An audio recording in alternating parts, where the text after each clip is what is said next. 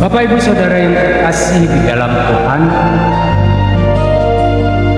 renungan kita hari ini saya akan membacakan dari Roma 12 ayatnya yang ke-19 sampai 21 yang mengatakan, saudara-saudaraku yang terkasih, janganlah kamu sendiri menuntut pembalasan, tetapi berilah tempat kepada murka Allah, sebab ada tertulis, pembalasan itu adalah hakku, akulah yang akan menuntut pembalasan, firman Tuhan. Tetapi jika seterumu lapar, berilah dia makan. Jika ia haus, berilah dia minum. Dengan berbuat demikian, kamu menumpukan bara api di atas kepalanya. Janganlah kamu kalah pada kejahatan, tetapi kalahkanlah kejahatan dengan kebaikan. Bapak Ibu Saudara yang terkasih di dalam Tuhan, balas dendam itu manis, begitu kata Tuhan. Kita menganggap kalau dendam atau melakukan sebuah tindakan pembalasan itu adalah manusiawi, karena kita sendiri pernah disakiti atau diperlakukan tidak baik oleh orang-orang yang melakukan kejahatan terhadap kita. Ada pula orang yang justru mengalami perasaan yang puas kalau sudah meluapkan dendamnya tersebut. Padahal kita tahu, kita sadar, balas dendam tidak cuma membuat hubungan kita kurang baik dengan orang-orang tersebut, bahkan membuat hubungan kita juga kurang baik dengan Tuhan, serta menghabiskan waktu dan tenaga. Bahkan Alkitab sendiri mengomentari soal hal ini. Kita bisa lihat di Imamat 19 ayatnya yang ke-18. Janganlah engkau menuntut balas dan janganlah menaruh dendam terhadap orang-orang sebangsa, melainkan kasihilah sesamamu manusia seperti dirimu sendiri. Akulah. Jadi sudah sangat jelas dari ayat-ayat yang kita baca, kalau kita memang tidak sepantasnya melakukan pembalasan dendam, memang tidak mudah. Tetapi percayalah, kalau kasih itu tidak akan sia-sia. Terlebih kita sudah kenal dan sudah merasakan kasih yang paling luar biasa, ya, kasih Tuhan Yesus terhadap kita. Maka kalau kita hubungkan dengan tema kita hari ini, balas dendam menutupi berkat, dari pembacaan firman Tuhan yang sudah kita baca, di sini kita bisa mengambil beberapa hal, 3 hal. Pertama, balas dendam bukan hak kita. Kita bisa baca di Roma 12 ayat 19 sampai 21, ada ayatnya yang mengatakan, pembalasan itu adalah hakku, akulah yang akan menuntut pembalasan. Itu yang pertama. Ini kata firman Tuhan. Yang kedua, kita harus memberi pengampunan. Kita bisa lihat dari ayatnya yang mengatakan, tetapi jika seterumu lapar, berilah dia makan. Jika ia haus, berilah dia minum. Itu pengampunan. Yang ketiga, jika kita memberikan Tuhan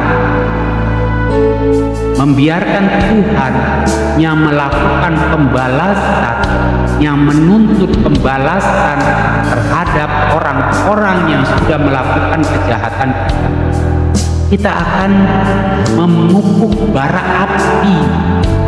Dengan kata lain, orang-orang yang melakukan kejahatan terhadap orang lain akan jatuh karena kejahatan itu sendiri.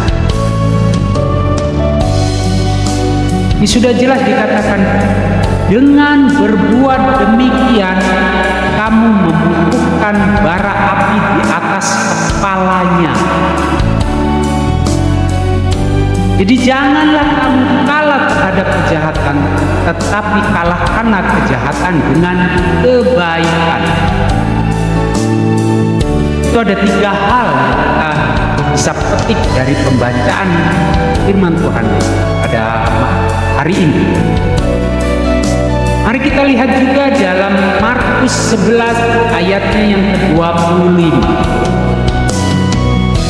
Dan jika kamu berdiri untuk berdoa, ampunilah dahulu sekiranya ada barang sesuatu dalam hatimu terhadap seseorang, supaya juga Bapamu yang di surga mengampuni kesalahan-kesalahan.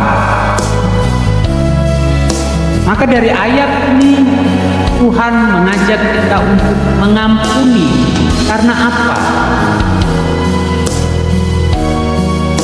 Bagaimana kita mau menghadap Tuhan kalau masih ada dendam, belum ada pengampunan dalam diri kita? Bagaimana kalau kita mau berdoa, kalau kita sendiri belum mengampuni seseorang, belum memaafkan orang-orang yang melakukan kejahatan terhadap kita? Itu yang Tuhan mau.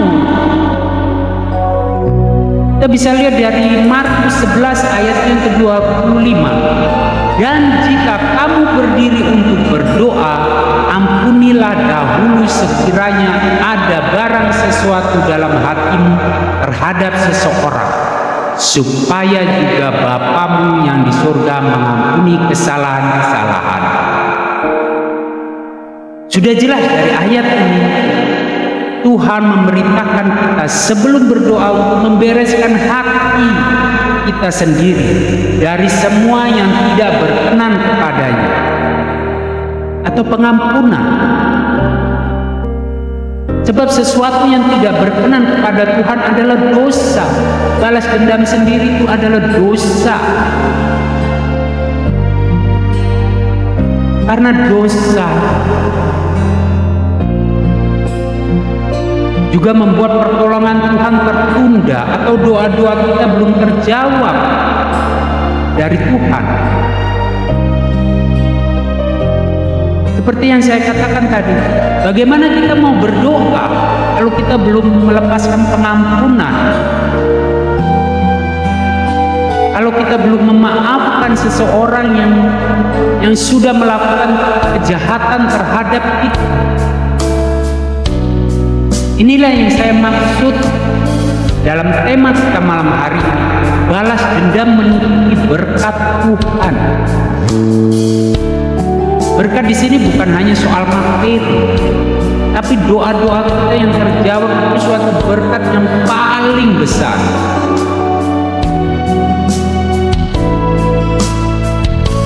Jadi bukan karena tangan Tuhan yang kurang panjang untuk menolong kita, atau telinga Tuhan yang kurang tajam untuk mendengar seruan kita, tetapi ada tirai yang menghalangi doa-doa kita,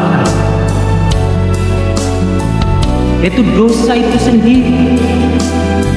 Pengampunan, kita belum melepaskan pengampunan. Karena dosa menjadi tabir yang menghalangi janji Allah digenapi dalam hidup kita. Janji Allah digenapi dalam setiap doa-doa kita. Kita belum membuka tirai. bukan karena Tuhan belum menjawab atau tangan Tuhan kurang panjang untuk menjawab doa-doa kita, atau telinga Tuhan kurang tajam untuk mendengar doa-doa kita, tapi kita sendiri belum membuka tirai itu sendiri yang menghalangi doa-doa kita.